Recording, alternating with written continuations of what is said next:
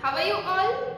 I hope that you all are fine. My name is Vrita Nirali from Saraswati Group of Education, and today in this session we are going to learn a new chapter. That is chapter number 5, King Solomon and the Baker. So as we all know that before starting any chapter or poem, what we are learning first? Yes, we are learning the vocabulary words of that chapter or poem. And why we are learning that? Because it gives the exact meaning, of the given word. That's why we are learning the vocabulary words. And apart from that, it also improves our skills such as reading, listening, speaking, writing. All these skills are improved by learning vocabulary words, right? So let's start with our first vocabulary, and our first vocabulary is aromas. Aromas means strong, pleasant smell usually coming from food or drink. कि एक बहुत तेज और अच्छी खुशबू, कोई food खाने की या पीने की चीज से जो आपको खुशबू, जो अच्छी खुशबू आती है, so that is known as aromas, right? कभी आप कोई केक या कुछ बेक करते हो, कोई मम्मा अच्छा सा खाना बनाते हो, आपको अच्छी खुशबू आती है, right? So that is known as aromas. Now the next is ingredients. Ingredients means different items that are combined to make a dish. यानी कि कोई भी चीज़, खाने की चीज़ को बनाने के लिए उसमें हम क्या क्या चीज़ें यूज़ करते हैं, right? Masala, red chili powder, cinnamon and everything we are using, right? So वो जो सारी चीज़ें होती है जिससे एक परफेक्ट डिश बनती है, तो वो सारी चीज़ों को हम क्या बोलते हैं? Ingredients. INGREDIENTS, ingredients. Salt and everything, जो भी चीजें आपको कोई भी डिश बनाने के लिए चाहिए, that all will be considered as an ingredient. Okay? Then comes mingles. That means mixes together. किसी के साथ भी मिक्स हो जाना, कोई भी चीज को मिक्स कर देना, that is known as mingle. Then fruits of my labor. Fruits of my labor means the results of someone's work. कोई अच्छा काम करता है, so उसका जो result है, so that is the result of someone's work. Fruit of my labor coming. It is a phrase. Now demand. Say strongly that you want something. आप demand करते हो, मुझे ये चाहिए ही चाहिए. Strongly आप किसी को बोलते हो, आप अपने पेरेंट्स को भी डिमांड, मुझे ये चाहिए, मुझे ये टॉय चाहिए ही चाहिए. So you are demanding that. That is demand. So we say strongly that you want something. Now compassion. Compassion means understanding someone's suffering and wishing to help them. कि आप किसी की कोई मुसीबत है तो आप उसको समझते हो और आप उसे हेल्प भी ऑफर करते हो. So that is known as compassion. Then generosity. Generosity means the condition of always being ready to give. Means ऐसी condition जो हमेशा ready to give, means जो उसके पास है वो देने के लिए तैयार है, वो बहुत ही generous है, उसके पास जो है वो आपको दे देगा, फिर भले ही उसके पास ना हो, लेकिन whatever he have will give it to others if somebody wants that. Then forgive, यानी कि माफ कर देना. To say that the payment need not be made. यहाँ पे forgive means, यहाँ पे इसका meaning क्या होता है? यहाँ पे in the context of this chapter, the meaning of the word forgive is to say that the payment need not be made. यहाँ पे जो payment, rupees जो payment होता है, वो payment need not be made, वो नहीं हुआ है, right? And the last one, that is clink. Make a sharp ringing sound. जो रिंग बजती है जैसा उसका जो साउंड होता है, so that is known as clink. So these all are our vocabulary words. Now let's have a quick recap of all the vocabulary words. Aromas, strong, pleasant smell usually coming from food or drink. Ingredients, different items that are combined to make a dish.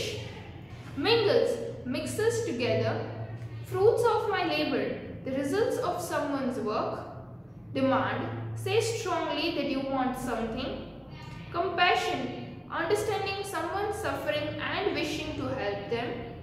Generosity, the condition of always being ready to give. Forgive, to say that the payment need not be made. And the last one is clink. Clink means make a sharp ringing sound. So these are all our vocabulary words, and I hope you all understand well.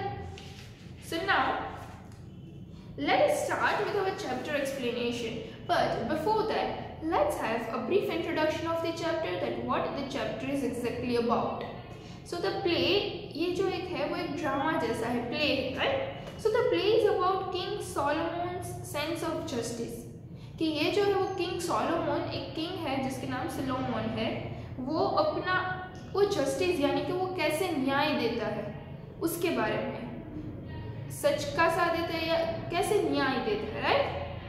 So King Solomon listens to a case that a baker brings to court, accusing a poor old woman of having robbed the smell of his bread.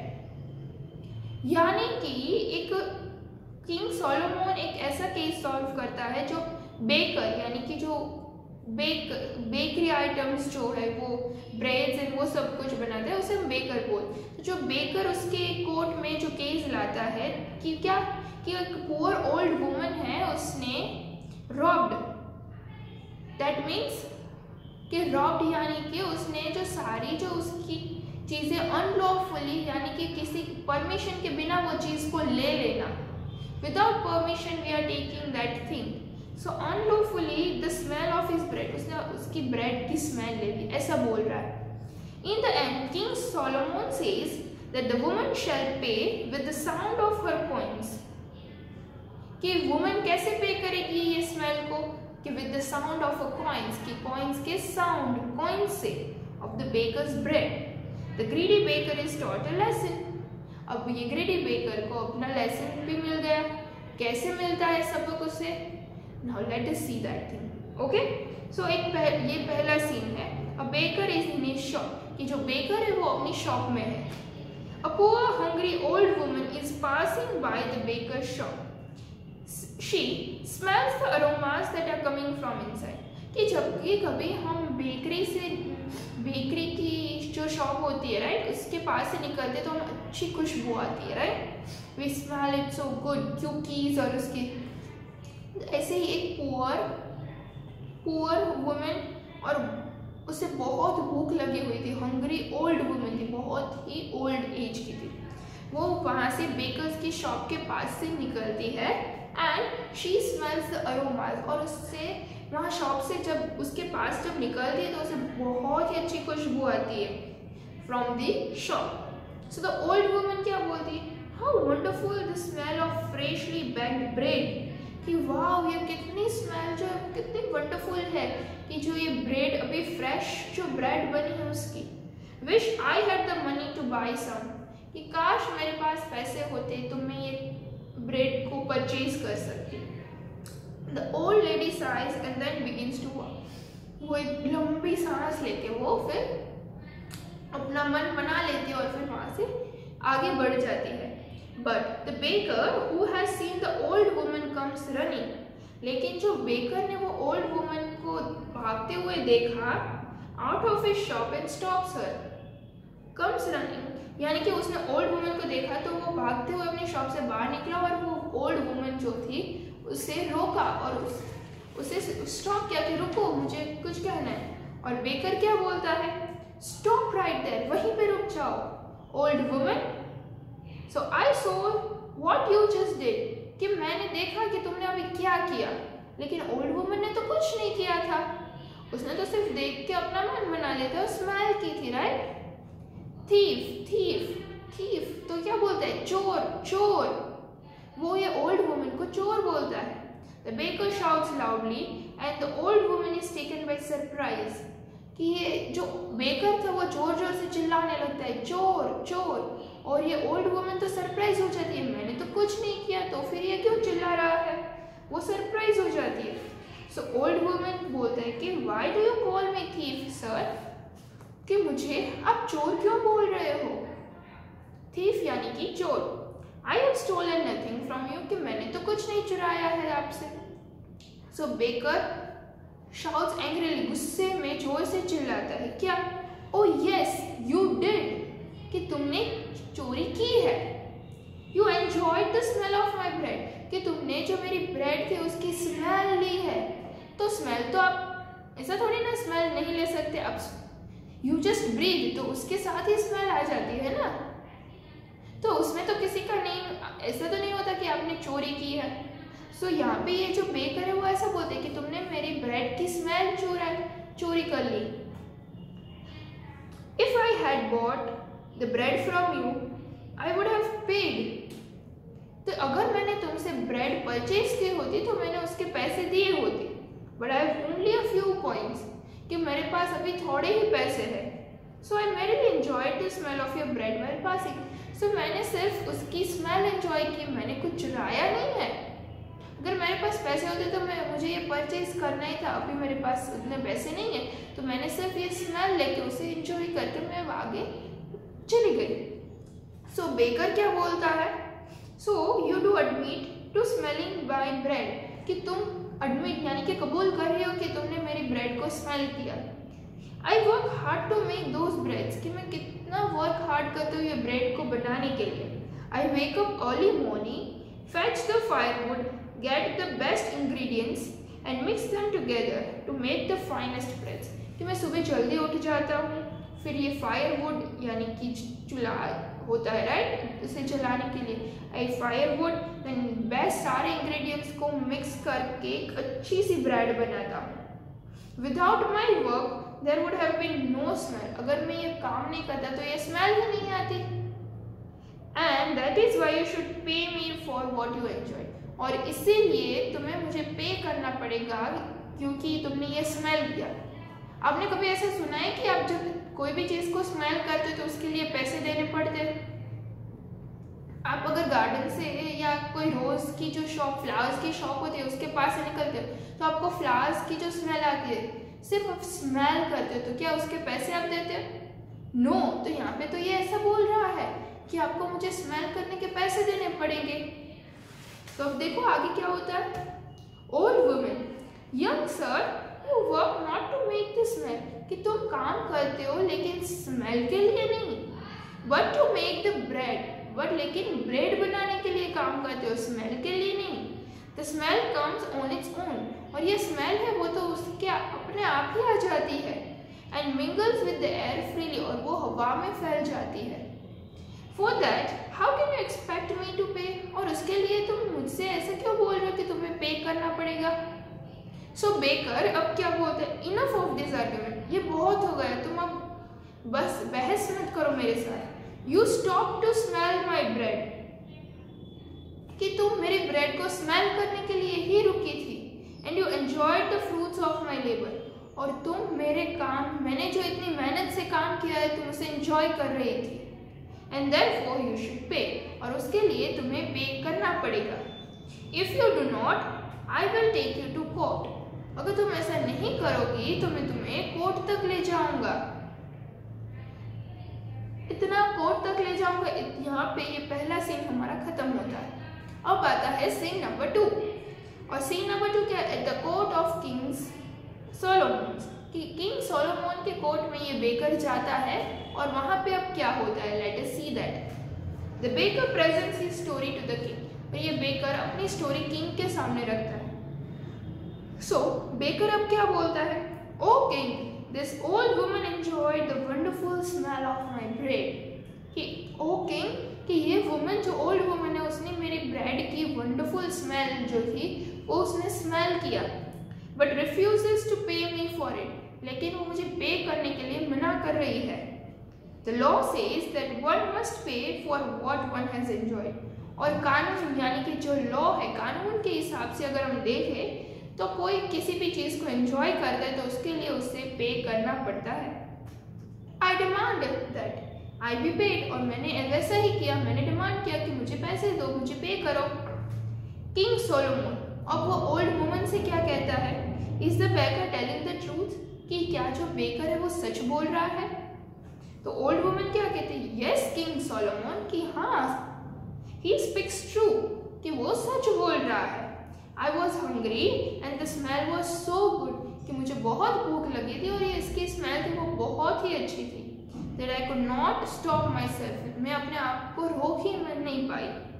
So king Solomon baker से क्या बोलते हैं, I agree that we are people of the law, मुझे पता है कि हम एक कानून से ही चलते हैं, लेकिन but we are also people who believe in compassion and generosity, लेकिन हम ऐसे भी लोग हैं जो किसी की हेल्प करने में बिलीव करते हैं और जो अपने पास है वो हमेशा रेडी है कि किसी को दे दे अगर उसे ज़रूरत है तो, right, compassion and generosity. So can you not forgive this payment, क्या तुम ये पेमेंट को फॉरगिव नहीं कर सकते? तो बेकर क्या बोलता है, no I demand that I be paid by the law, और मैं डिमांड करता हूँ कि मैं कानून के हिसाब से मुझे पैसे मिलने चाहिए, मुझे और कुछ नहीं सुनना है। So now king Solomon remains thoughtful for a moment, तो किंग सोलोमन थोड़ी देर के लिए सोचने लगते कि ठीक है अब क्या करे इसका। सो किंग सोलोमन अब ओल्ड वुमन से बोलता है, old woman the baker is right, अब वो ओल्ड वुमन से कहते हैं कि जो बेकर बोल रहा है वो सच है। He owns the bread that he bakes, कि वो जो ब्रेड बना रहा है वो उसकी है, and therefore he owns the smell too, और उसी तरह ये जो स्मेल है वो भी उसी की हुई।